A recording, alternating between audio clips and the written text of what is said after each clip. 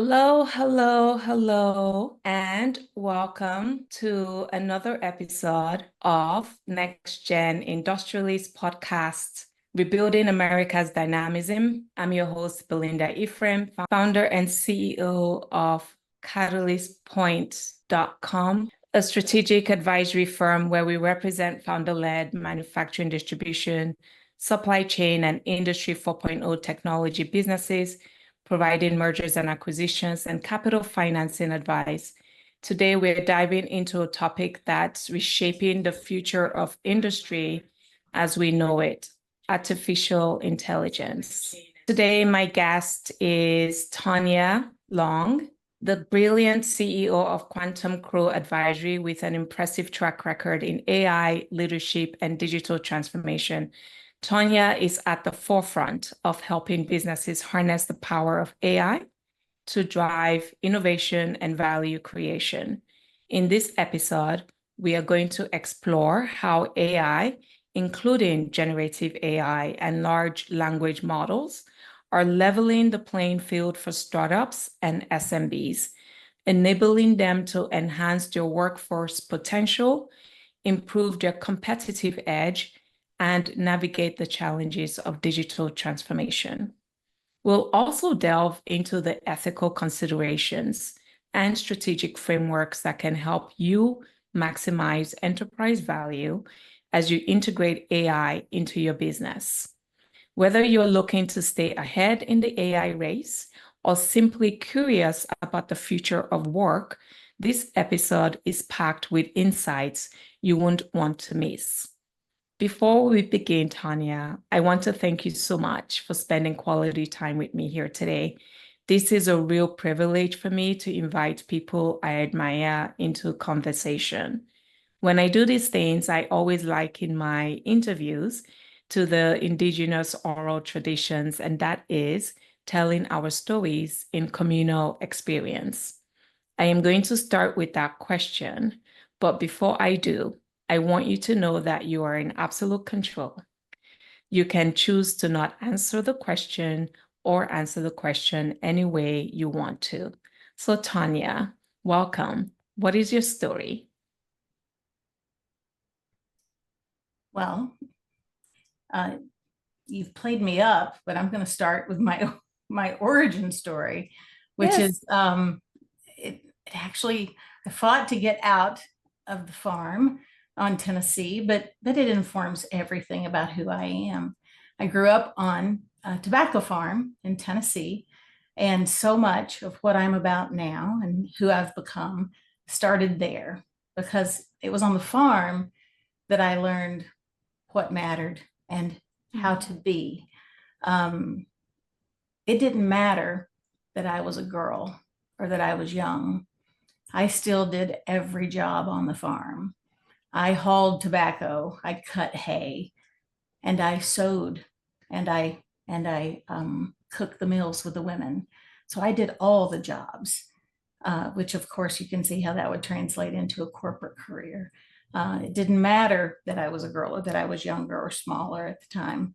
I rolled up my sleeves and worked right alongside the men. On the farm, I also learned very quickly to know your audience. Sometimes that audience was a 500-pound sow. And most of you on this call probably don't know farm animals. Pigs are very aggressive. And I was terrified of my granddaddy's sow, but that was my job to feed her.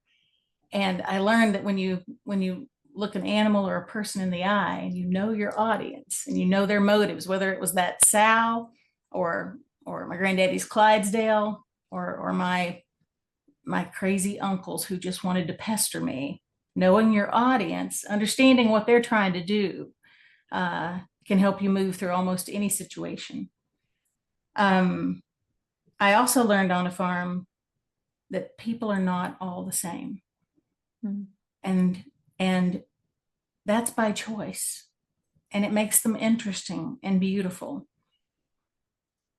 And with that, I also learned on the farm that people all deserve to have purpose.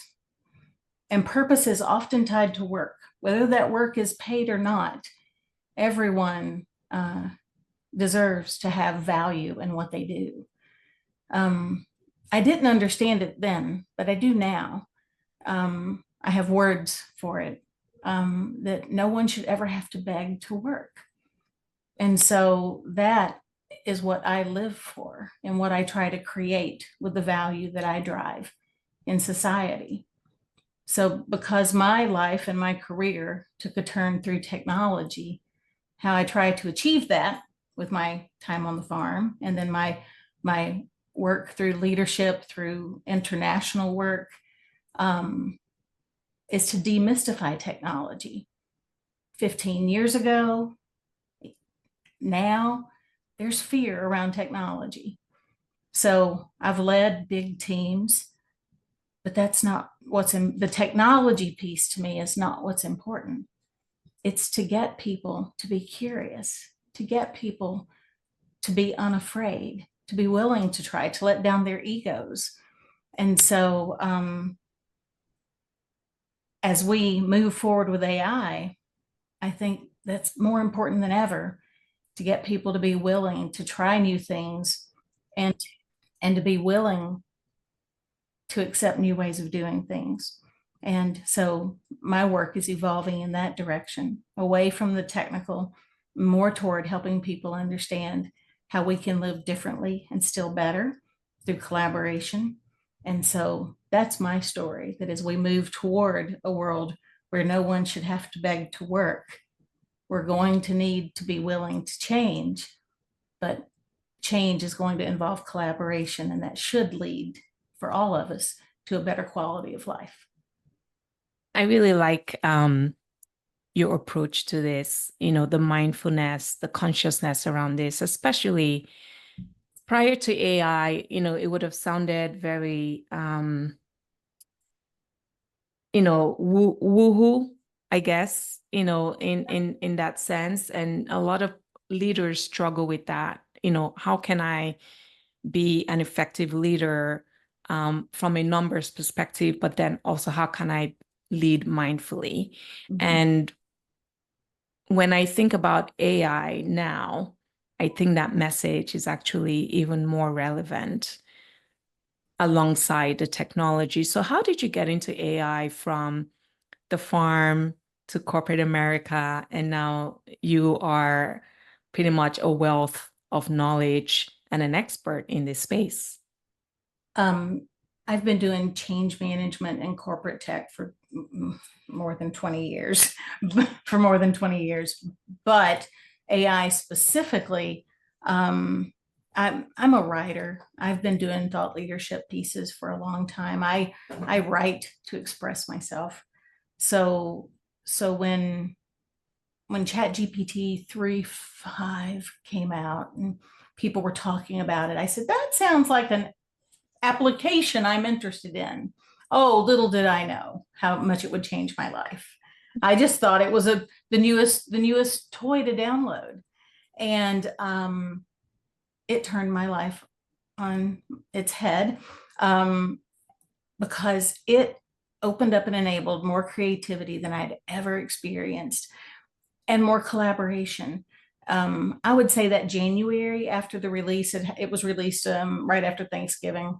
But that spring, that January to March or April, there was a group of us all in our 50s, all up until midnight, texting each other, sharing what we had figured out, working 40 and 50 hours late at night, doing these projects just for us, back up at 6 a.m., checking in, and then OpenAI would come through with a feature 2 weeks later that would automate what we'd spent 40 hours working on, and we'd be so upset. But then with wisdom, we knew we'd learned so much in the process of stringing together these things. I mean, I was doing things with Python. I don't write code anymore. I haven't written code since I was in college, but we were all doing things that were so creative. And then it was collaborative because we had this network of people that were all like jumping on to using this tool for things well beyond the things we had intended. So that's how I got started with this newest generative AI. Of course, AI most of us realize has been around since the 40s or even before, depending on how far you go back with neural networks. But to be fair, my real true hands-on journey started with generative AI, with plain old Chat GPT. And from there, it just has not stopped. It took over my life. Built a little primer for my friends. I was like sending it out to all my friends and family on a Google Drive. Right. You got to do this. And everybody was creating keto diet plans and travel itineraries for their weekend trips. And it just became a thing. And I think we'll talk further about how I used it. But Yes. but wow, it really took over. It was addictive. It was addictive because of its simplicity. Yeah, I think that's what is ingenious about at least ChatGPT and the user experience. Now we have Gemini, we have Copilot, we have Meta. But prior to the latter three coming on board, ChatGPT really revolutionized and made AI accessible to everyone, right? And you wrote your book, I did. AI and the New Oz, Leadership's Journey to the Future of Work, which was really intriguing during the time that I read it. And it really, I love how you drew a parallel between AI, artificial intelligence, and using the Wizard of Oz sort of as the cultural reference to frame the context of embracing AI. How do you see, what were you thinking in terms of the analogy to help leaders better understand and navigate the AI landscape using this cultural reference? So I was having so much trouble getting my peer group, if you will, to buy in. Okay. Socially, I'd be out, like I have an Airstream, and I'd be out on weekend junkets with buddies, and they'd be like, oh, you're ruining my campfire. A friend of mine who's an architect, he might be on this call. He said, AI, it scares me to death. And he was very sincere. And I realized if these highly technical, highly educated, highly evolved senior executive leader types were unwilling and hesitant to move forward with AI. I realize I'm on the front end of the change curve, typically. But if they were unwilling, I'll use that word, unwilling to do it, then what was going to happen to less technical leaders? You see, I've lived in this privileged bubble where I've always led technical people, so they're all ready to go. Right. What's going to happen to the other people? And that's what started to consume my thoughts, was the leadership of the rest of the world that didn't live in the tech framework. And so the book idea really happened almost overnight. It was not like this long drawn out thing. I never intended to write a book, but it happened almost overnight. And I've never shown it. I was in my jewelry box, and my mama, she's gone, but my mama had given this to me like in grad school. I don't know why. It was not a thing for us. But I was in my jewelry box, and I saw these slippers, and I thought, Dorothy reminds me of what I see right now that is so fantastic about AI. Because Dorothy took all these different skill sets amongst her team. They were all so disparate, right? They were all different. Right. They all contributed unexpected things, and she was able to pull them together to build something beautiful, to get to a better future, to get to Oz, and then ultimately for her to get back home. Right. I ran straight from my bedroom into this room, sat at the computer, and said, ChatGPT, what if?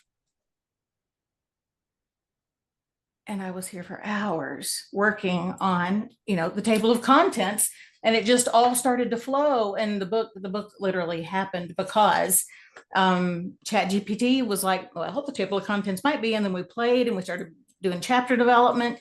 And but the reason was all the qualities that are necessary to lead are all the qualities present in the major character arcs that you see in The Wizard of Oz. And then those chapters gave me milestones, if you will, to land modern day stories that people could relate to say, I can do this. And then the book's a year old now, but my friends at the time were like, what they enjoyed about it, my tech friends were like, you wove in all the stories of the first 6 months of AI's big launch. So it was kind of like reading a modern day. And then Sam said, and then, well, then Sundar did this. And then it was all the modern day pieces woven in with it. It was kind of a fun thing to write. And of course, I wrote it with ChatGPT. So that was like having a husband. It was a debate every time I spoke. And then he spoke, and oh my God. I really enjoyed reading it because it was relatable. And The Wizard of Oz, it's such a universal story, and the characters you see them develop their skills over time, especially with Dorothy's leadership and her ability to be able to embrace both their strengths and their weaknesses. And so you go into the story of AI, but then you actually start to give data and tactical insights into how what you term non-AI leaders can actually do to work with their teams and implement these technologies. But before we go into that, so you started writing the book because ChatGPT launched November 30th, 2022. Correct. If I recall. Yes, you do. That's right. And we're almost 2 years into that trajectory. Now, I just want to give a reference because unlike a lot of technologies that have come out historically, AI is very unique in the sense that most technologies, as they advance, maybe in incremental bits and pieces, usually 2-year timeframes, especially since the internet became the bedrock of technology, of information technology. But with AI, I feel like it's almost every 2 months. There is this acceleration. Oh my goodness. Going on. When I was writing this book. Right. Fact, 600 products a week were being released. Okay. When you say products, what do you mean by that? 600 applications a week were coming out onto the market, flooding the market with, and I'm going to be disrespectful when I say this, and I don't mean to be harsh, but they were largely just LLM based wrappers, front ends, but still they were products that people were putting a front end to pull data through, and people were using and in some instances paying for products to do things. There were 600 releases a week happening to do everything from image creation to copywriting work to we were starting to do more things with numbers. In the beginning, it was crazy. And I think that was some of the reluctance for people to engage because it was so overwhelming. Yeah. But it's still overwhelming. And I agree, it is still overwhelming. Because it's accelerating, but I just want to, because you mentioned the number of apps that came into existence or were enhanced with AI from a user interface perspective. But then in your book here, you talk about the funding behind this innovation. And you mentioned that VCs increased their positions in generative AI, 12.7 billion in the first 5 months of 2023. And then I was curious, so I looked up, okay, so we have VCs, we have private equity, and we have strategic buyers. And when I look at private equity, the first investments, the first year, so from November to October, is how I was looking at it.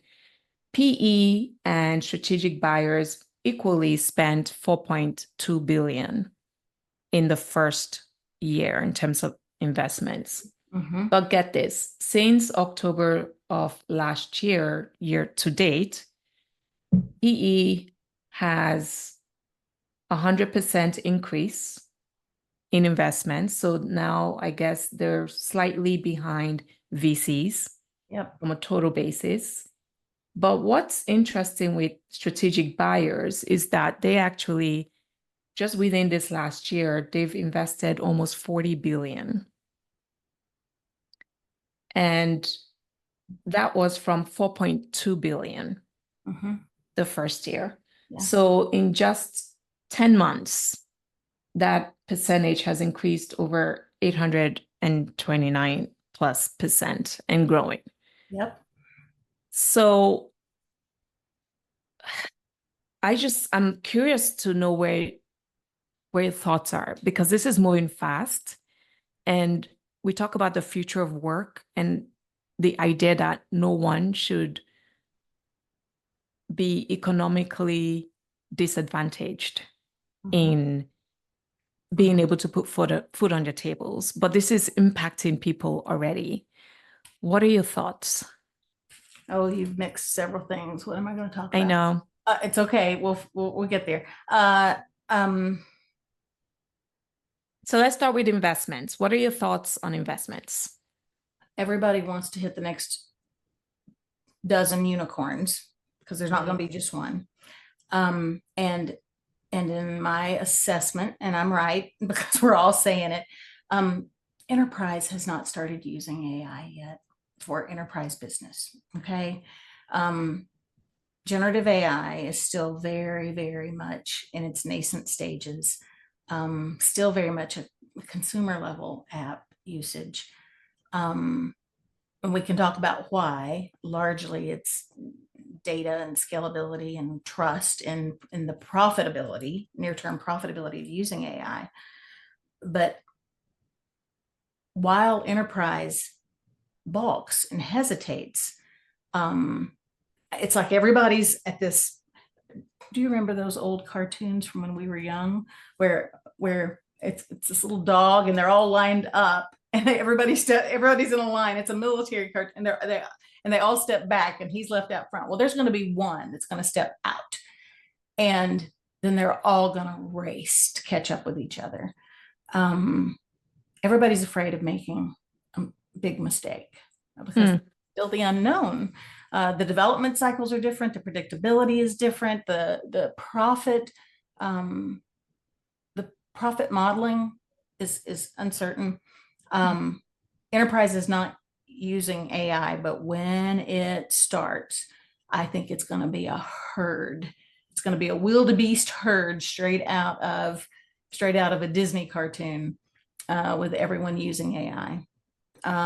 So I think that's the investment, is trying to find the niches, and the companies. I'm not being unique here. I think we all believe the big success stories of the future, they're going to be small companies.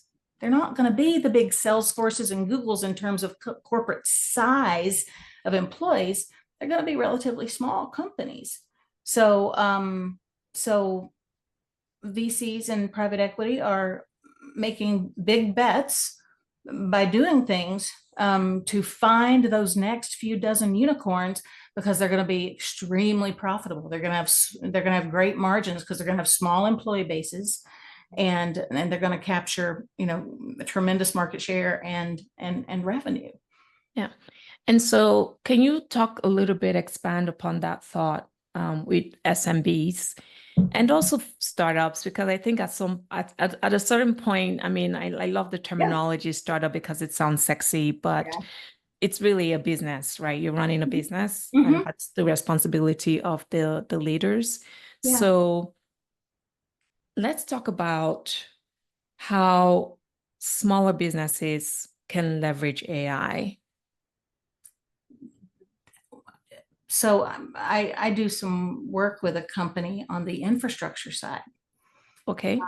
And the infrastructure side now, GPUs we hear about, NVIDIA is the darling of the industry. AMD is coming in with some market share. There's other players as well. That infrastructure is very expensive.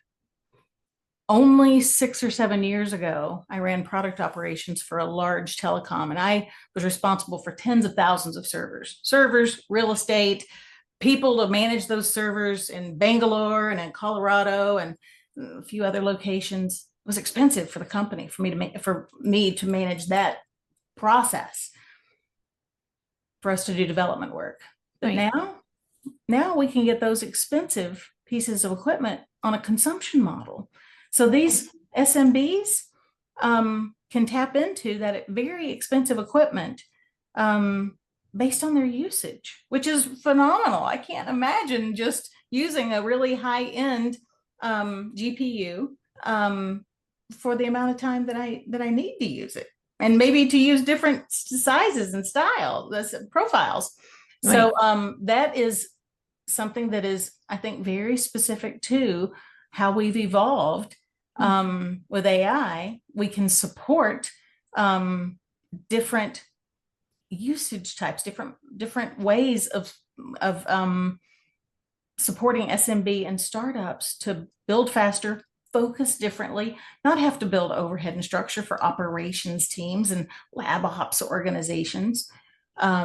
So that's one.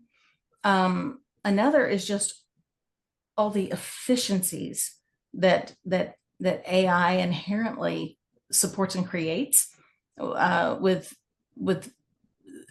a lot of the cloud work, the predictive modeling, how we're able to optimize supply chain. I know supply chain is near and dear to you, but that is all geared to essentially level the playing field for SMB and large business. And in fact, I would propose to you that large enterprises are going to have a hard time reworking all of their existing workflows, because reworking those existing workflows, it's a big ship that they're going to have to reassemble and make sure nothing breaks.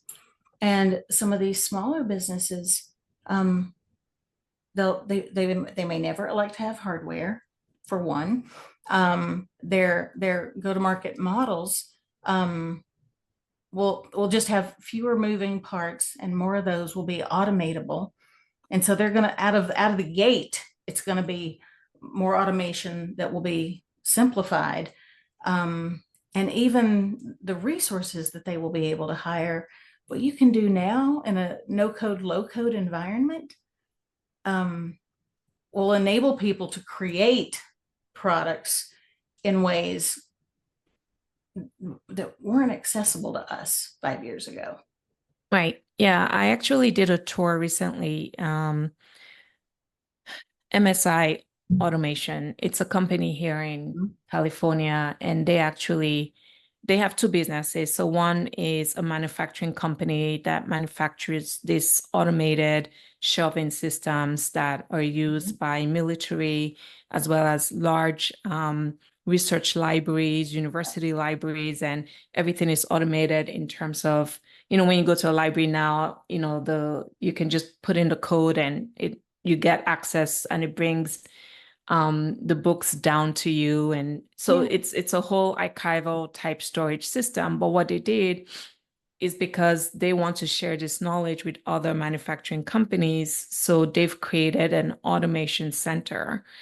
And it was impressive during the tour how the robots, they were designed from manufacturer to do one kind of task. But right there in front of our eyes, the human that was managing the robot was able to quickly put in some sort of instruction into the AI piece of the robot. And all of a sudden that robot was able to switch and actually perform another task that inherently wasn't designed to do when they first initially brought on the Absolutely. robot.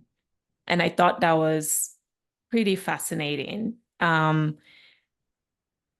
How can companies, so before we go, because I want you to really be in your Yeah. wheelhouse here and Yeah, use the yeah. terminology that you're used to talk to You're good. speaking. Yeah, yeah. So let's take a step back and what's the difference between LLM versus Gen AI versus no code, low code, just so people don't feel overwhelmed by this terminology. Okay. Gen AI is one of about 7 forms of artificial intelligence. Generative AI is is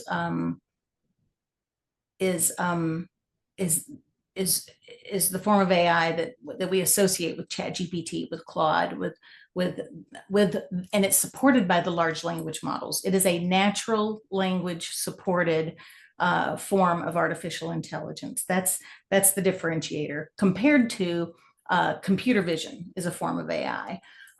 Computer vision is a form of artificial intelligence that would see things like think about, and he might be on this call. I've got a lot of friends that we're going to join that do a lot of work in deep tech and AI, but there are computer vision applications to do night vision and, for example, surveillance, whether it's military surveillance or city surveillance of property perimeter lines, and to be able to see without a human having to be on a monitor, but to be able to pick up what's happening. That's a form of AI called computer vision. Or when big trucks are crossing borders, that it can almost, think of it as X-ray vision, seeing what's in a truck to see if other humans are in there being brought illegally across a border.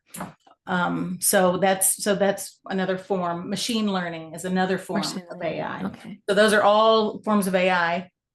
LLMs, large language models, are the models that we train, that we feed lots and lots of data. And you hear about the high cost of building those models, a lot of energy, a lot of water to cool the components that build those models. The infrastructure piece is very important. I'm very involved in the infrastructure piece because right now I think that's the layer that's getting very built out while enterprise figures out their workflow processes for what they want to do first. So moving back into LLMs, support generative AI, and then what was the other term? Low code, no code. Oh, low code, no code. That's just, we've made things so easy. And I hate to say drag and drop, but it is almost, if you are detail oriented and you're patient, if you know what you want to do, people without engineering experience can design products. And it's happening. You know, people without formal training are using no code, low code applications and building reason, because all the coding work is on the back end. You don't see it, you don't need to. You can identify the workflows and activities that you want to request be created, and it's a beautiful thing, because it's democratizing that creative process so that everyone can be involved in creating technology and workflows that enable processes for mankind. That's interesting because MIT just released a co-authored article with Harvard Business School and a bunch of consultants, consulting firms. And I think when it comes to the adaptation of AI within businesses, there is this sort of project ad hoc kind of basis when it comes to applying AI. And they're making the argument, given how rapidly this is transforming and the opportunities with implementing AI, that it is best to do it on an ecosystem, company-wide level. Amen. I'm all about it. Keep going. Okay, so pretty much that's what the article was pretty much saying, and it really made sense because if you're doing it on a so the premise of the article was because a lot of businesses and startups are doing this on an ad hoc basis, what's happening is that they're pulling the younger generation of, the Gen Zers and, Gen A's to actually come on board and teach the senior leaders within the company, which kind of intuitively makes sense, right? But they're making the argument that, and I think you write about this in your book, how leadership should not delegate AI to it being taught by the younger generation who are not really the experts in AI, even though they use AI frequently.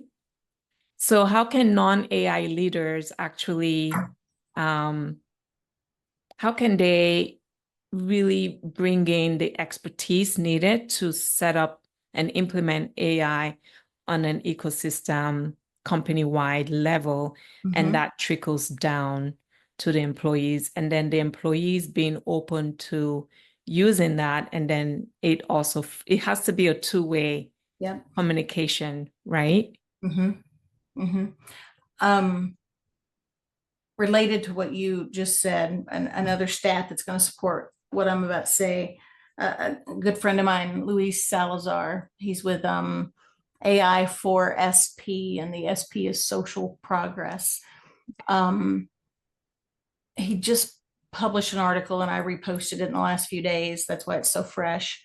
That over 50% of workers are paying for their own AI tools. Average of, I think it was $30 per person. And he goes on to talk more about that. But I made the point that this is terrible. And it's not terrible because of $30. It's terrible because 50% of employees then are being left behind. It's terrible because companies aren't leveraging consistent processes to get the data and the insights that come from what those 50% of employees are doing to make processes scale better for everyone to benefit from that. I'm a big proponent of, and I'll call it a chief AI officer just to be simple. I really don't care what you call it, but someone that's looking out for AI across the company. One of the biggest mistakes that I think we're making is that we're not focusing on AI at all, or we're making it an engineering function or a tech, product function if we focus on it at all. So we lack cross-functional buy-in. It's having to compete with product revenues, and we're missing out in enterprise type organizations on the change management practices that need to happen across a company, across all functions, of getting people aligned, getting buy-in, getting engagement. Something that you said in your lead-in, I do think younger workers should be involved. I think there should be a plan where strategy is set, where vision is cast, strategy is set, there's a plan around it, it's multifunctional. And to me, the beauty of all of this that I've been experiencing for the last 18 months is just how collaborative it has been, because everyone brings something to the table. Those more mature leaders have wisdom that comes from having made mistakes, having operated in multiple countries, having failed companies, having, those things that you just have to experience in order to have learned from that lived wisdom. Younger workers are going to have that near-term, more immediate experience with specific technologies. You can't get both those groups can't get that other experience without meeting in the middle and sharing it. And so I think AI gives us that opportunity, but we have to have people come to the table together. Right. And I think we have to have, unfortunately, and I'm just going to speak my truth, I think we have to have some mediation of that. We don't live in a culture corporately where I think there's a lot of, I'll say, value lots of times between those groups, unless it's aided, unless it's negotiated or helped along. And it needs to be helped along. Leaders are too busy. They're moving too fast. They're not setting up the why very well. They're not helping people in their organizations understand the value. And those are investments that need to be made to get people to the table. Can we get practical? Can you just... That's all I am, is practical. It's all I've got going for me. Go ahead. Right. Yeah. Which is why I wanted you on here, because so you're talking about this big vision, and the strategy has to be cast. Yeah. And it has to be a two-way street. It can't be top down and it can't be bottom up. Yeah. And so like practically, let's take a manufacturing facility. You're going to do this, aren't you?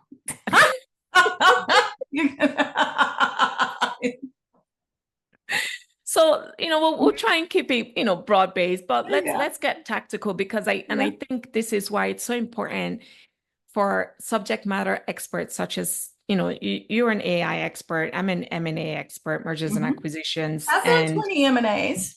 Huh? I've done 20 M&As. Yeah, no, I know, because again, the technology transformation is really part of mergers and acquisitions. That's a key silo. So, but I'm learning not to talk over people. I'm learning to give people brass tacks, like, okay, what is what I just said? What does that mean for your small? And I hate to use the word small, because there are a lot of very successful companies out there that are, hundreds and trillions, billions of dollars in revenue. So, but what does this mean from a tactical basis? So let's say they hire you. I know you're working on the infrastructure side mostly, but let's just say someone... I work on the strategy side. Exactly. I work on the infrastructure side. Okay, perfect. So I'm a manufacturing company. Talk to me. They have to know their core values. They have to know what they're trying to fix. What are their big pain points? Everybody's hard stop is at use cases, because they are struggling to come to terms with what is the most important high value use case for me to solve for. And those are dialogues around, is it more important for me to drive revenue? Is it more important for me to create efficiencies? I'm going to be honest, I sit down, it's less so in the last couple of months, but in the beginning, every board I sat down with wanted to know how many heads they could cut and how soon. Not because they were evil people, but because that was kind of the buzz was. And I was always, I'd do my Southern thing, and I'd be like, that's the last thing you should be thinking about. And I would turn them toward the top line and how you could, because I'd have some easy things in my pocket to pull out with how other companies, so you have to focus people on what the opportunities are. But getting people, it's hard to get decisions out of senior executives, because getting them to choose their one top priority to pilot. Okay, because we're talking about a company that hasn't done anything. That's our little use case here, right? Our little mock example. And it really is getting them to choose their first trial of AI, and this is, and in this example, this is always a company whose product is not who doesn't have a tech product that is AI enabled. It's how AI is going to affect their business. And there's always like four, I'm going to say not three, but four competing opportunities and what's most important. And I've had some funny conversations negotiating across either board level or executive level conversations. What was most important to the business and why? And what AI could potentially do for that based on what we know now and what we forecast consumer behavior might be. But you have to get alignment first at the executive level, and then buy-in at the team levels for what can be done. I mean, that's really step one. Yeah. And it seems as though obviously, in addition to operational processes that could be improved with AI from an automation perspective, I really like this idea to focus on the top line, because the reality is that labor costs are labor costs. Mm-hmm. And yes, I know that the quick short-term fix is to lay off people because that can immediately impact profitability. But it's a lazy approach to business. It's a lazy approach to leadership. Then why are you there? I have used those words, and I have said, is that what you want to tell the street? AI came in and you laid off 20% of your staff? Wouldn't you rather tell the street, we used AI to increase our revenues 40%, right, and had to grow our teams, and that's possible? Yeah. Now let's talk and about still be profitable. So I have a good example. I wrote about it on LinkedIn. I think I was headed to the HPE conference with the infrastructure group that I do work with, and Mass Compute, and I was at the airport, and I saw, and I've used this in podcasts before, that even if you're a bakery, you need an AI strategy. Okay. And lo and behold, I live in downtown San Jose. I'm in a high rise. I look out over downtown San Jose, and lo and behold, there's this little bakery, a little two stores in San Jose, family owned. I had to look it up. 90 years they've been in business. Greenlee's Bakery, and their bread is so good they redistribute it through local Whole Foods. Greenlee's had a bakery in the southwest terminal at San Jose Airport, unmanned, no cashier, 24/7 operation, probably a little 15/15 kiosk. Yeah. And I wrote about it right there in the airport before I left for Vegas, and said, please give this your business. Please don't see this as AI taking jobs. This is the future, because you can get off that plane that got delayed at 11 o'clock at night thinking, what am I going to do for the kids for breakfast in the morning? And you can pick up a thing of cinnamon rolls, scan your credit card, and be on your way. And guess what? It is not losing jobs, because nobody wants to work the cash register at Greenlee's at the airport, but they're going to create more office jobs to handle the increased revenues. They're going to create more bakery jobs, baking the goods and doing the product side. I'm going to give them 6 months. I've got it on my calendar to follow up and call corporate to see how they're doing with revenues from that kiosk, because I'm sure they're going to do as much business at that kiosk unmanned as they do at their stores. It's a brilliant idea. And AI has enabled that for them. AI and sensors that will, use AI for people to be able to self-service. Right. And it's a tremendous service to people who are leaving or coming in, with my example of coming in late at night. Everyone wins. Yeah. Yeah, I believe so. And it's simple things that businesses can actually implement, and especially now with point of sale, like you said, with sensors, and then also that can relay back in terms of inventory back to, right, to their stores, and they can have somebody come out and quickly fill that in and, just be able to repeat that process fairly easily. And then even on a manufacturer's side, a lot of manufacturing companies use a lot of distributors, so specialty distributors to distribute their goods that they've manufactured. Mm-hmm. One way, especially now with e-commerce, layering AI, a lot of the e-commerce platforms actually have AI integrated right now. And so manufacturer could say, okay, maybe it's not really about distributing my products using a third party. How can I now set up an e-commerce site where customers can actually buy my products directly? Margins are improved. I control the customer data, and I'm able to actually get reiterative feedback directly from my customers. Right. And then I can quickly implement and scale up my revenues even more. And that answers the question you asked about 5 minutes ago about how do we simplify for SMB, because all those things would have been heavy processes to figure out 5 years ago. And right. Now interacting with a single vendor pulls all that in. I talked to a friend of mine yesterday who wants to do basically, I'm going to call it a masterclass kind of environment. He doesn't want to fool with billing. He doesn't want to fool with class enrollments. He wants to do single classes and be able to subscribe to do multiple and store the classes. And I went on ChatGPT and said, hey, what vendors, because I'm not a Maven, but I don't know what else.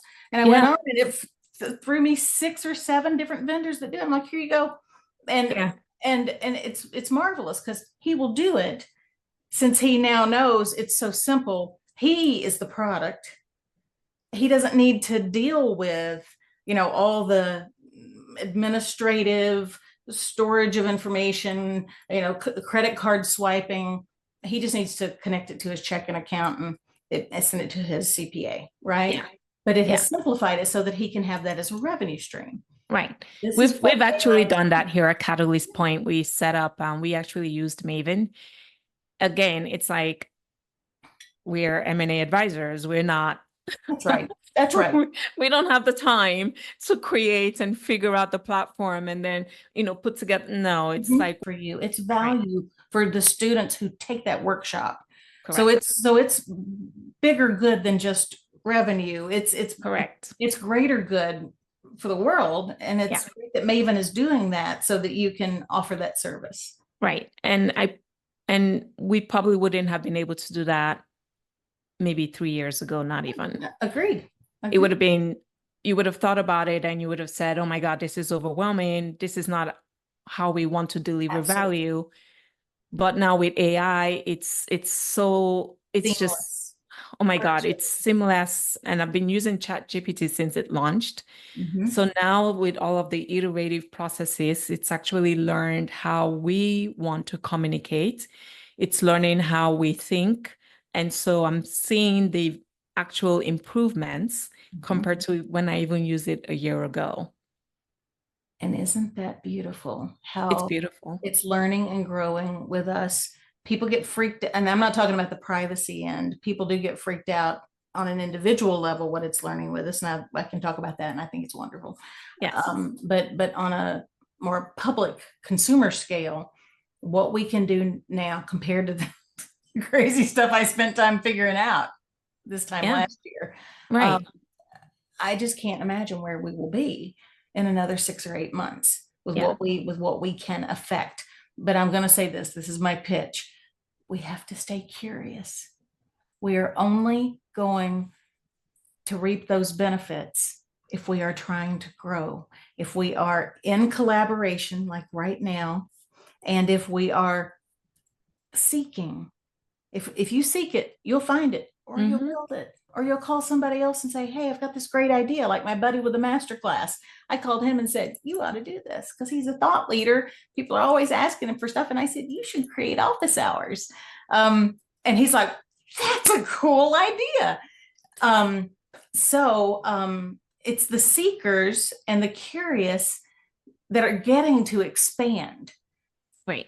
And I want everybody to be in that position if they enjoy that, because it's so much fun.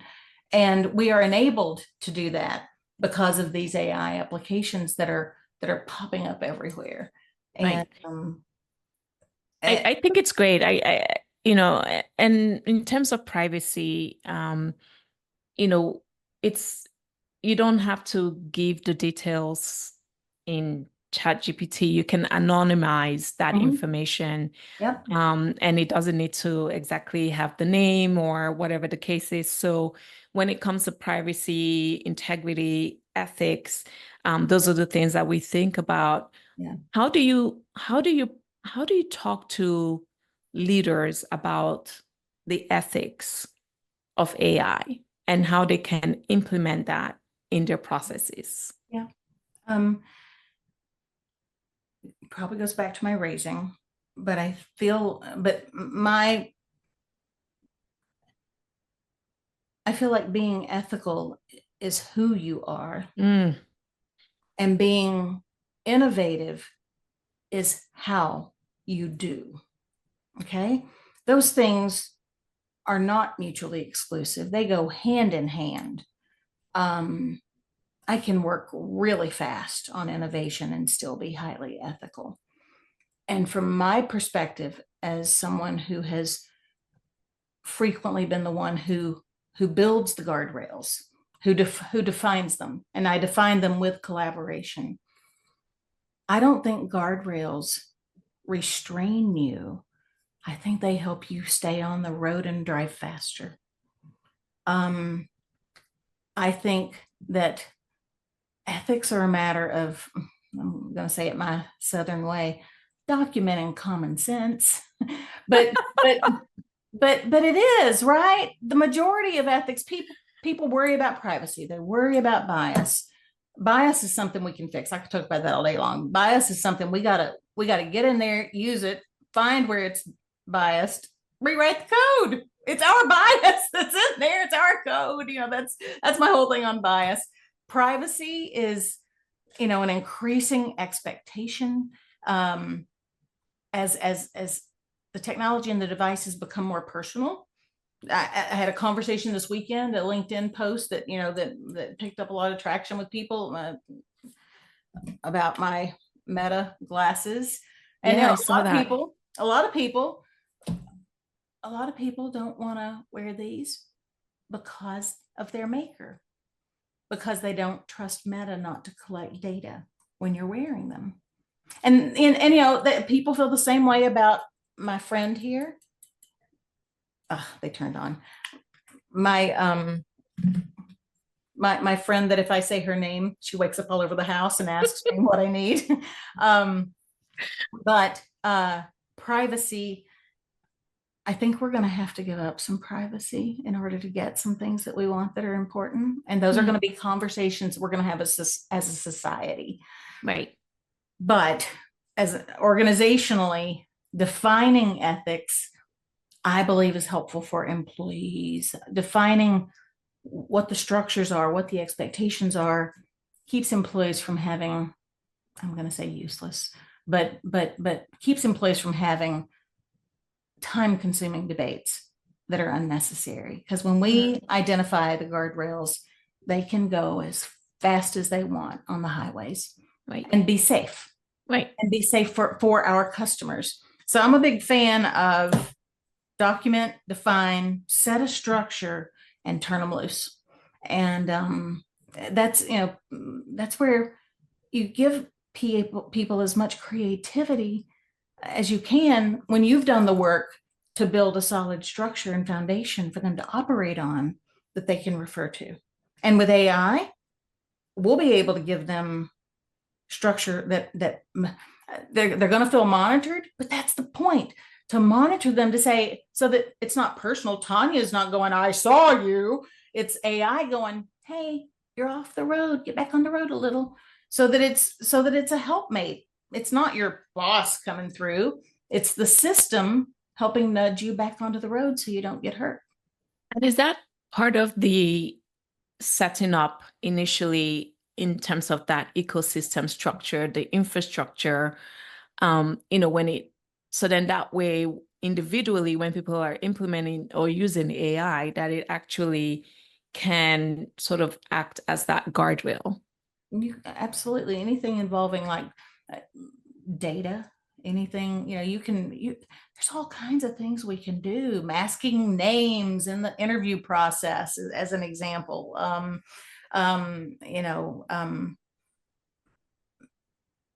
Masking names in the credit review process when we're approving loans. Hmm. Yeah. Yeah. There's all kinds of things that can help us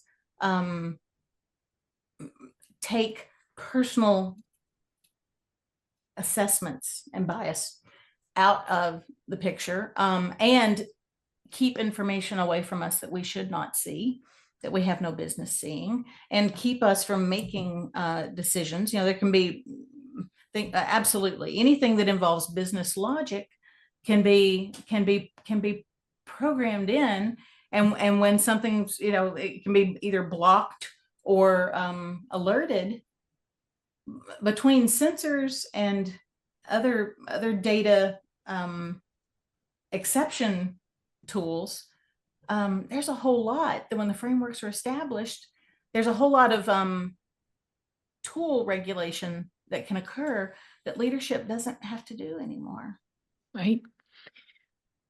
You talked about a chief AI officer, and I think as AI continues to transform, I feel like roles, so tasks are one thing, professions are another from an AI perspective.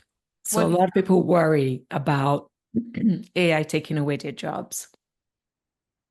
And we're, from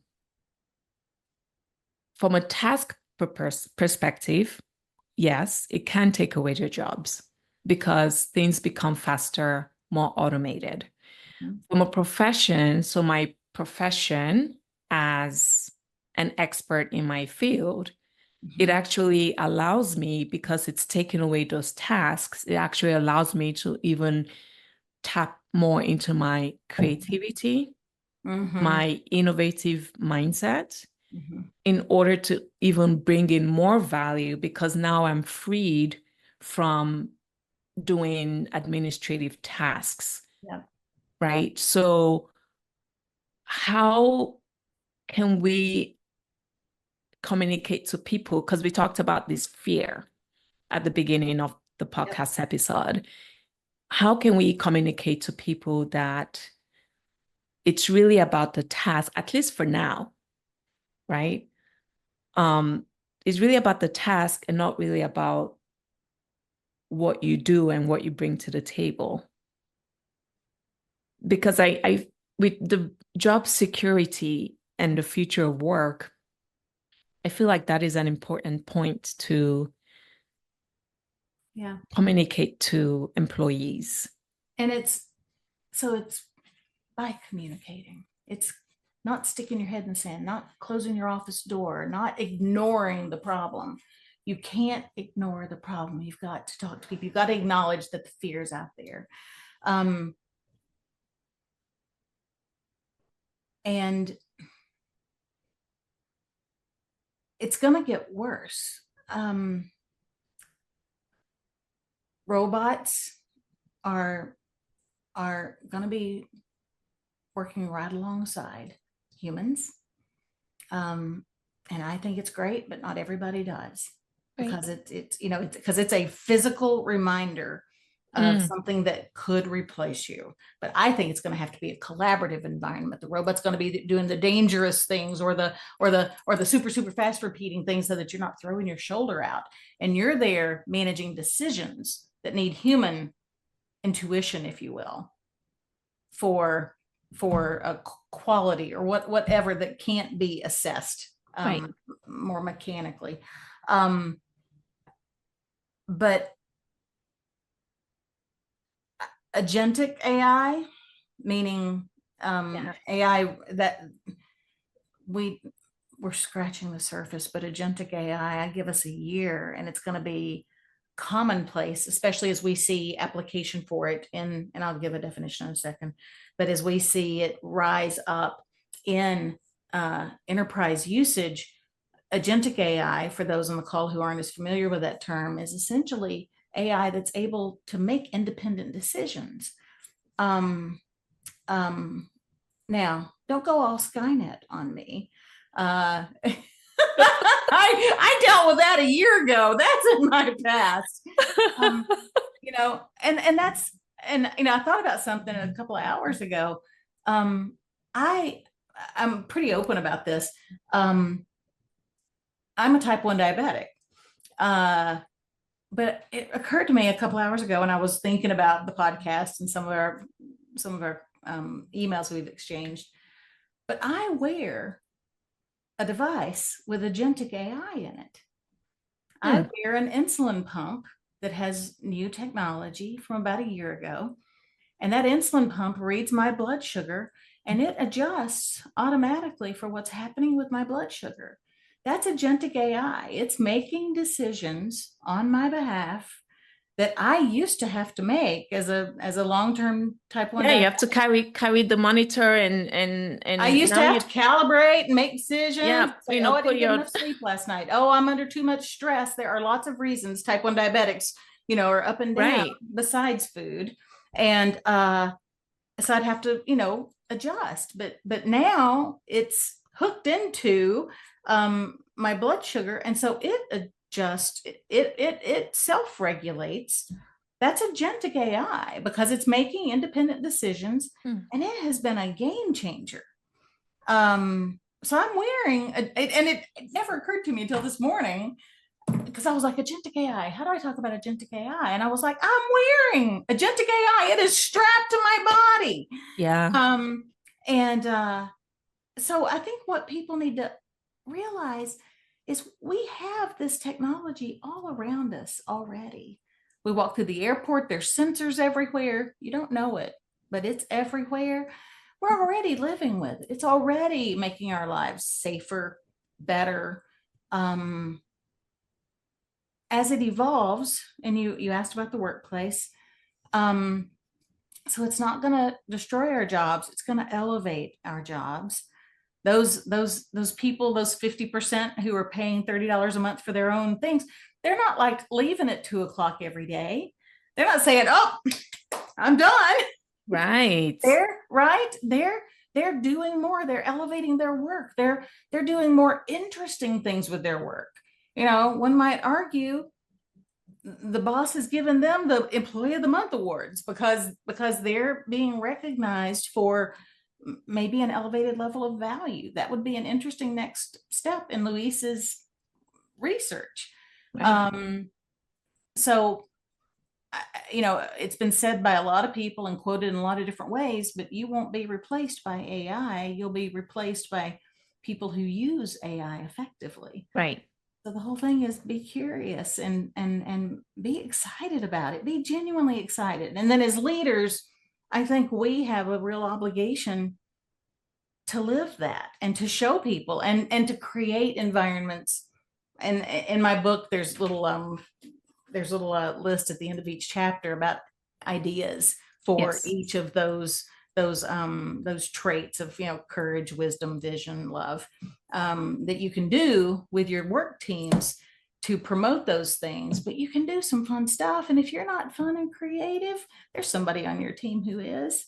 Get them to help you. I mean, the whole thing is we don't have to carry it all as leaders. We have, you know, everybody's in this, and that's what I'm seeing. I do, there's a meetup I do every month.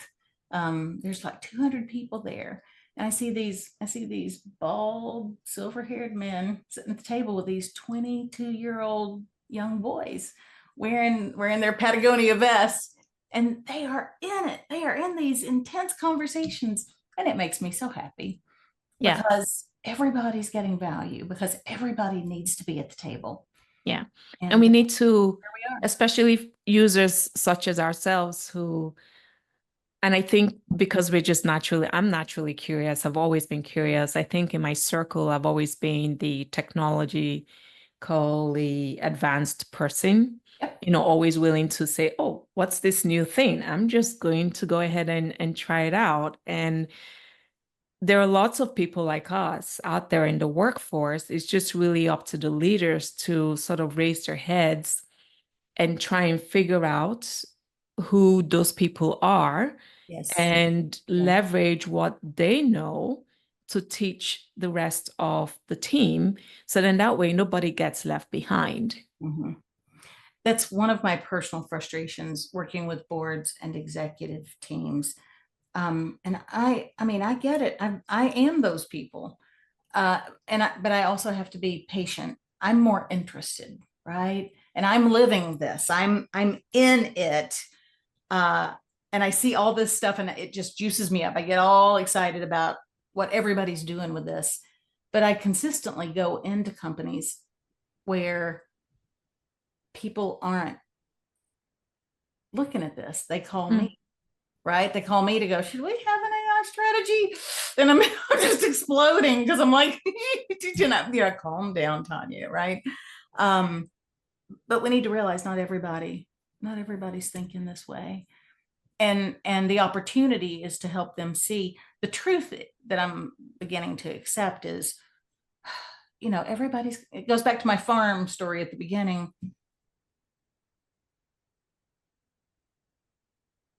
Everybody's different, and not everybody comes to the table with the same things. Mm. Still beautiful. Yeah. What I would encourage for the people who are on this call who are not those curious people, well, thank you for being here, right? Somebody sent you here. Yes. But you've got to invest then to bring those people in because AI is too big to ignore. And if you're not creative or you're not like in it watching what's happening, then that's okay.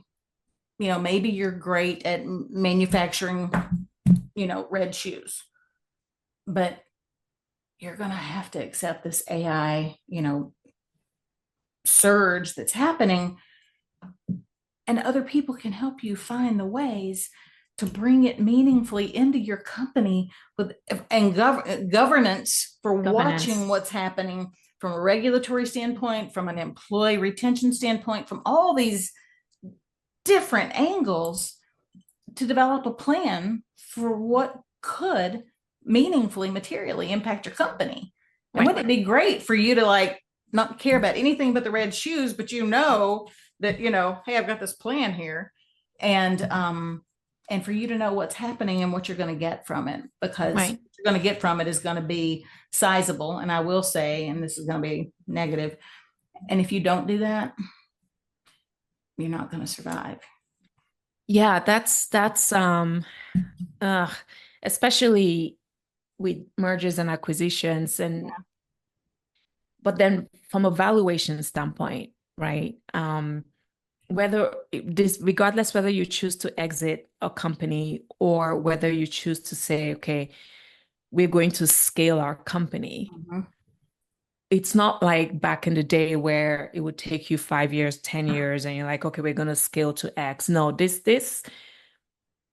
is revolutionary. And people who are on the sidelines because they're waiting for it to be perfected, right? The perfection is going to happen the more we use it, the more we embrace it, the more we are creative around it.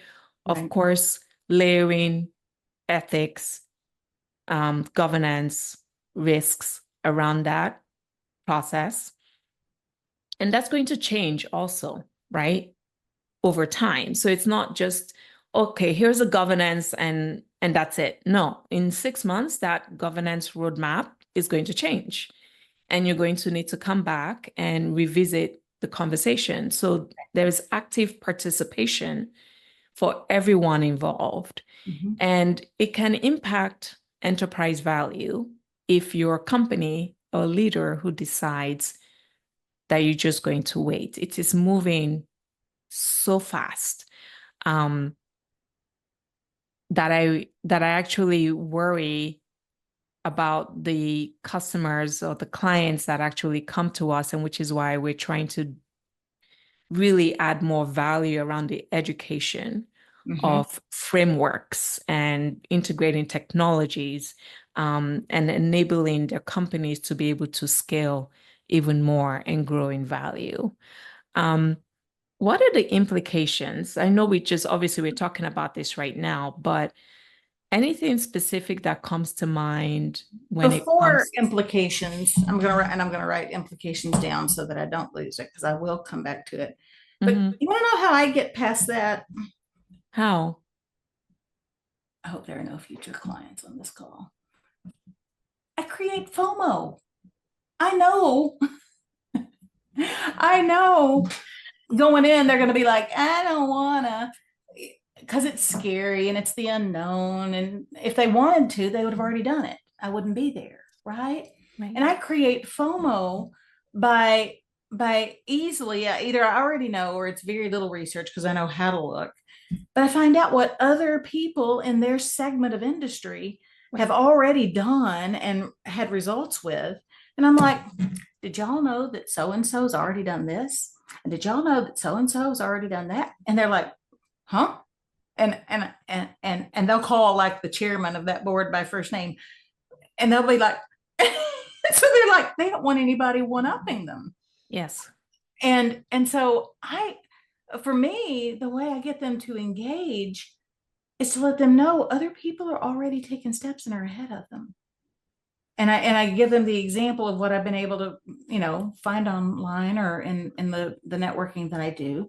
Right. And they're like, and when I talk about what these other companies have done, usually they've not like pivoted an industry, but they've done something that hit a press release somewhere, but it's something that makes sense. And they're like, oh, well, we could have done that. I'm like, yes, absolutely.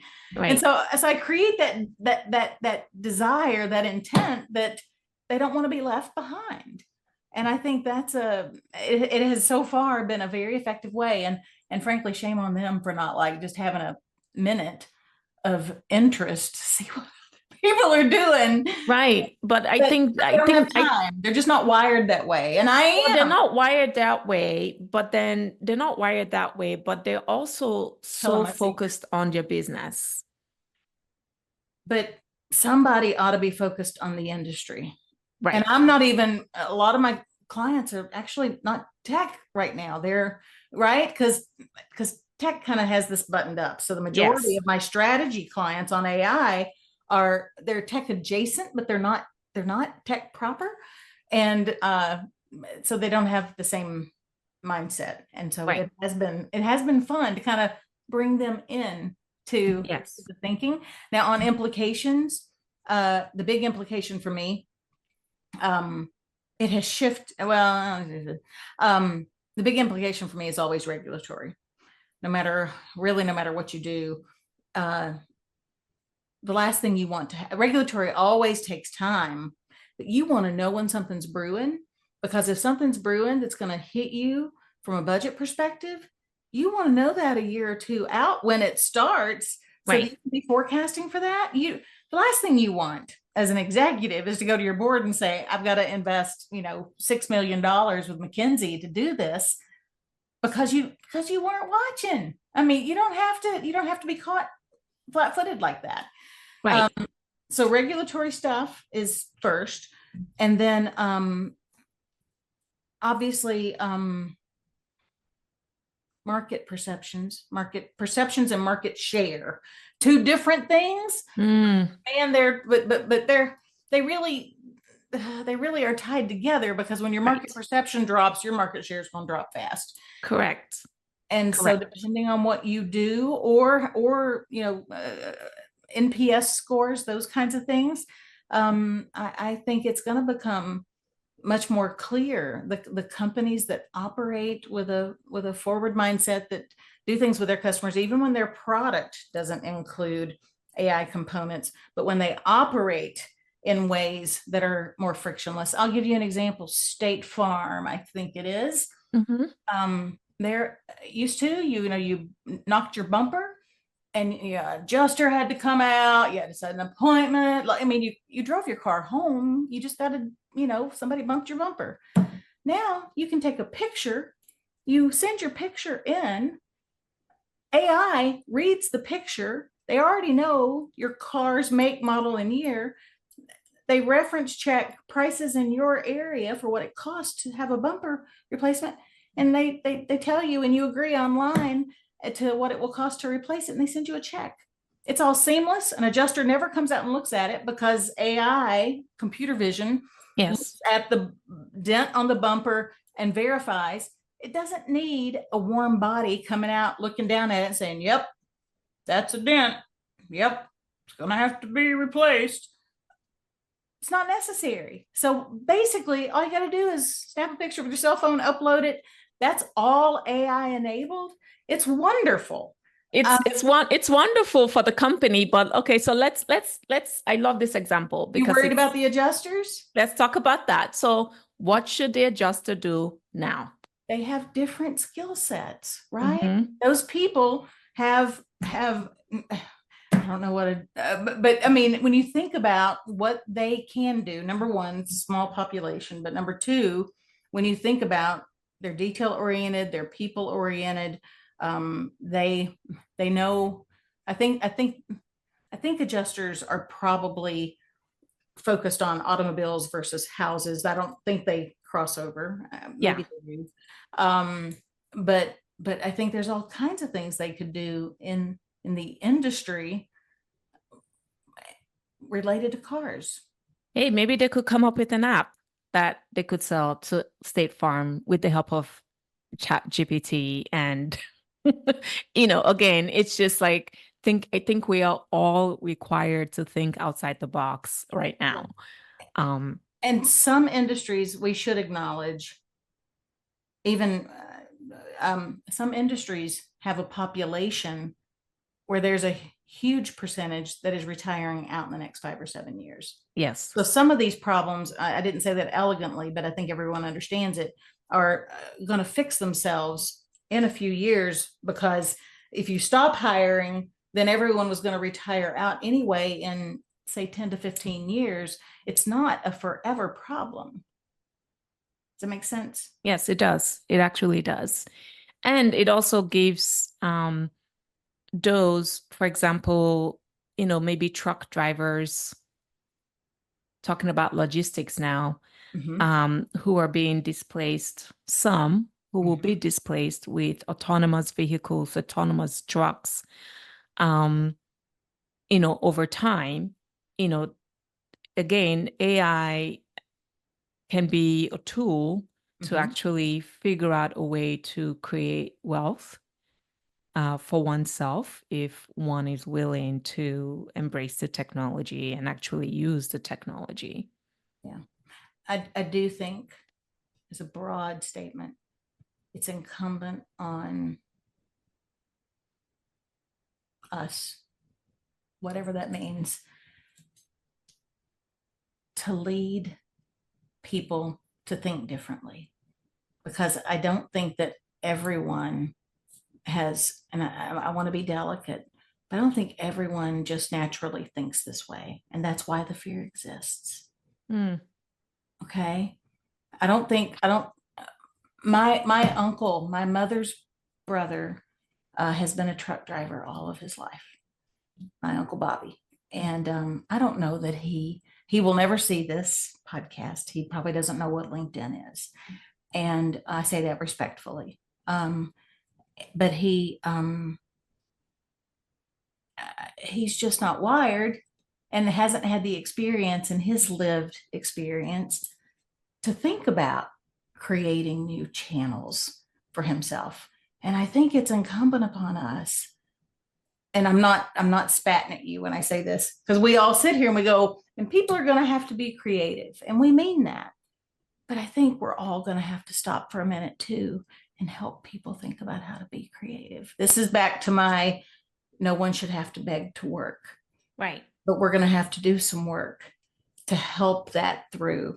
And it's not just policy. It's not just government incentives. Purpose is so important. People want to feel what they do and understand their impact.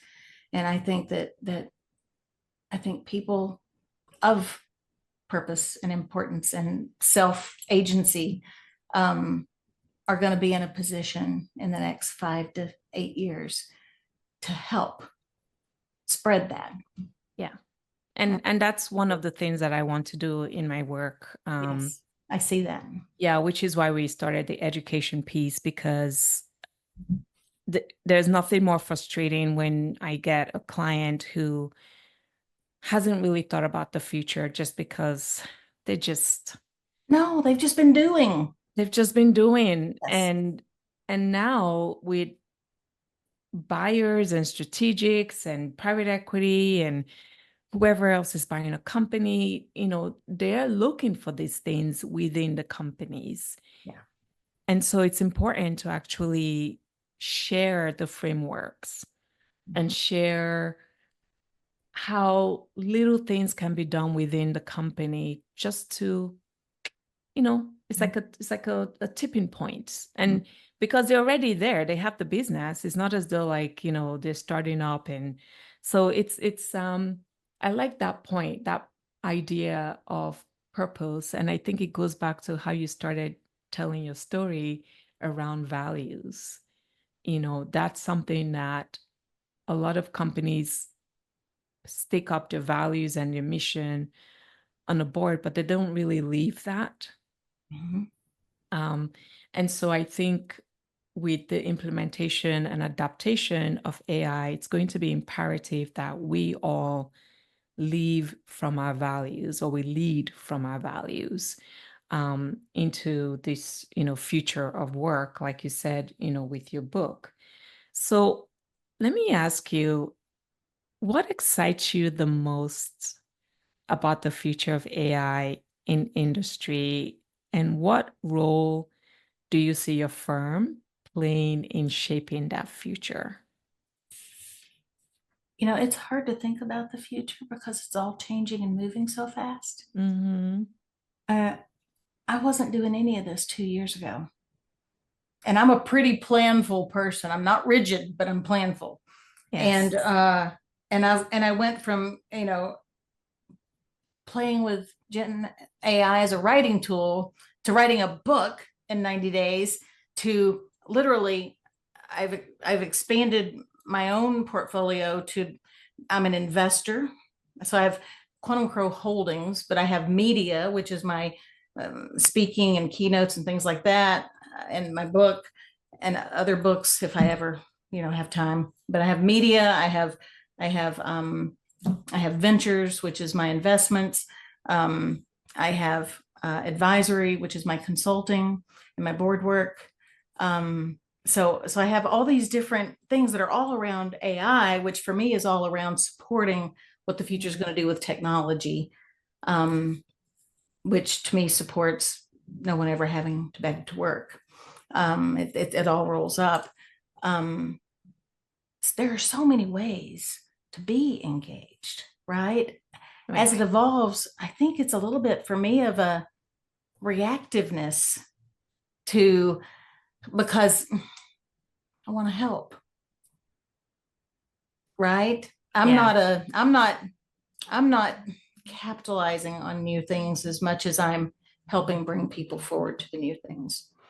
And so for that, I'm a connector. So I'm connecting, I'm helping founders grow, I'm helping boards accept and utilize, and I'm helping all of them connect to the resources they need, whether that's infrastructure like GPUs or fractional executives, because I have a broad network of talent to align to them. I'm just helping everybody get there because my heart, I love to connect good people and resources to good people and resources. To see everybody succeed, and that's what I'll be doing. Yeah, I like that, because we're both definitely with the same mindset. Is our networks are pretty extensive, and we know the people who are actually knee deep in this, and also the people who need the help. And to be able to kind of connect the dots for them while they continue running their businesses. You know, whether that's supply chain transformation, digital transformation, whether that's, you know, setting up this infrastructure. So then that way it sort of starts to run behind the scenes while allowing them to continue doing the work with little to minimal disruption to their business. And I think that's why the work that you were doing, even though your book is titled The Leadership's Journey to the Future of Work, I recommend even individuals, employees, people who are unemployed to actually pick this up. And the reason is because, like you mentioned, after every chapter, so you're not just talking over people, you're not just talking about the technology. What I really liked about your book is this, you had tactical things for people to try, right? And I think that this could be a very good guide for everyone to really understand this technology, even though it's, like you said, it's only a year old, but it's still very relevant because a lot of people are still sitting on the sidelines and haven't embraced AI. Thank you. Yeah. Thank you. I need to talk to you about this because I'm actually writing a book now. Everyone should. Everyone's got Yes. a voice and something to say, and it's not difficult. Yes, but I'm also trying to train Chat GPT and the other AI tools that I use, so then that way I'm able to bring value authentically to my clients and to those who want to understand how AI can actually help from an M&A perspective. That was a big experience for me with the book. I cried. Did you really? It was early days. Yeah. You want to hear it? I do. I want people to hear this. Sitting right here. And I'd done the whole, let's write the table of contents, done a few chapters. This was, I'm going to say April, and ChatGPT 4 had come out March 15th or 16th. Yes. And I mean, this is early days. So this is before custom GPTs. This is before digital twins. And it was brand new to say, oh, you can assemble all these, basically samples of your writing and train it to have your voice. And so I was like all about that. I was like, oh, I'm going to have it right in my voice. And so I assembled a Word document that was like 20 pages of like email memos and LinkedIn posts and some Facebook stuff that was meaningful. And so I had 20 pages of me, loaded it. I said, all right, because we'd collaborated on like 2 chapters, back and forth, arguing like a bad husband, right? I was to go back and forth. And so I said, let's have you do my last chapter. My last chapter has a summary, because you know what the table of contents is. And my last chapter is There's No Place Like Home. Yes. And I wanted to evoke these feelings, these messages. I want the reader to leave the book feeling this way. And it was late at night. It was like 10:30, 11 o'clock, dark. I'm sitting here, and I don't have children. I was married 5 hot minutes in Tennessee. And that's relevant because I say, go. And those of you who have ever used ChatGPT knows it just starts typing really fast. And I sat here watching it type that last chapter. And I still get emotional about it. It was my voice. It was my quirky Southern slang. I use a lot of ellipses when I write, ... Right. Oh my God, those were all over it. And it was like I had birthed my voice. I've never, and I don't know what the reason I said I don't have children, but I had created myself. And later, after the book was published, and it was a big moment for me because I was looking at something that represented me.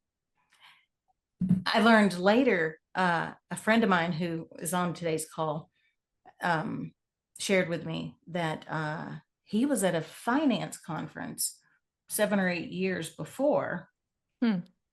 Deepak Chopra, who most of you would recognize that name, Yes. had been at a finance conference and had presented a hologram of himself. I'm sure OpenAI helped with this because he and Sam are good friends. And that hologram was an early digital twin, and he could ask the hologram questions because, Deepak Chopra has a deep inventory of his writings. Right. And Deepak told the audience that, he went back and forth with it in front of this finance crowd. And he told the audience, he said, I'm not getting any younger, and I want my grandchildren to be able to interact with something and still know me. Hmm. And I thought, how beautiful is that? Because, he will have no doubt grandchildren that never even experience him if he lives to be the normal age of a human. Right. And for them to be able to have AI be a tool that presents their grandfather to them, and they can ask him questions about when he was young. So for me, I was hooked. And my heart was hooked. And anybody who sees AI as just corporate greed or efficiency has really not explored far enough to see the creativity that it can open up, or how it can help us bring our voices to bear more broadly, or become a record of who we are. Because those things are important. That you started out with the tribal wisdom. Those things are important. And if this helps us do it authentically and capture that for time, I'm bought in. Yeah. And I think to your point, to reduce the bias, right? We briefly mentioned that. Mm-hmm. But if everyone engages, then we can start to mitigate the bias that was actually used to train it, because the reality is, it was really trained by a bunch of white guys, Mm-hmm. in Silicon Valley. But we need to give ChatGPT and these other AI models the ability to diversify and expand upon how they learn, from different perspectives, different voices. And I think that's where we as a people can actually democratize that. Yeah. Yeah. So where can people find you, Oh, Tonya? I'm on LinkedIn. Anybody can look at LinkedIn and know where I was last night. So you can find me on LinkedIn, Tonya J Long. And don't just find me, join the conversation. I think LinkedIn is not just a one-way street. It is about engagement. And Belinda, you and I have not known each other long, but you've been wonderful at joining the conversation. And I want to thank you for that, because if it's about arguing about whether or not these are recording everything that we say, or, I think that's how, in this distributed remote world, we can all know each other rather intimately and know how we think on things that we otherwise wouldn't have a chance to. So Tonya J Long on LinkedIn, or if you want to get in, it turned on, or if you want to get in touch with me the old fashioned way, you can reach out to me at Tonya@quantumcrow.ai on email. And that's QUANTUMCROW.AI. Perfect. Yes, thank And you. that's Tonya with TONYA. Absolutely. All right. So you heard it all, people. Thank you so much, Tonya, for sharing your insights and expertise on today's episode of NextGen Industrialists, Rebuilding America's Dynamism. It is clear that AI is not just a buzzword, but a powerful tool that can drive meaningful change, not only in industry and business, but unleash our individual creative innovations. For our listeners, if you found this episode valuable, please take a moment to leave us a review on Apple Podcasts, Spotify, or wherever you listen to your podcasts. Your feedback helps us continue to bring up conversations that really, truly matter to you. And don't forget to save or download this episode and share it with your network. Someone you know might need these insights to take their business and their personal lives to the next level. To stay updated with our latest episodes, make sure to subscribe to NextGen Industrialists on your preferred podcast platform and follow us on YouTube for the video content and behind the scenes insights. Thank you for tuning in, and I look forward to having you with us in our next episode as we continue to explore the forces shaping the future of industry. Tonya, thank you so much for being here. I'm deeply grateful, and I look forward to seeing you soon. And we will.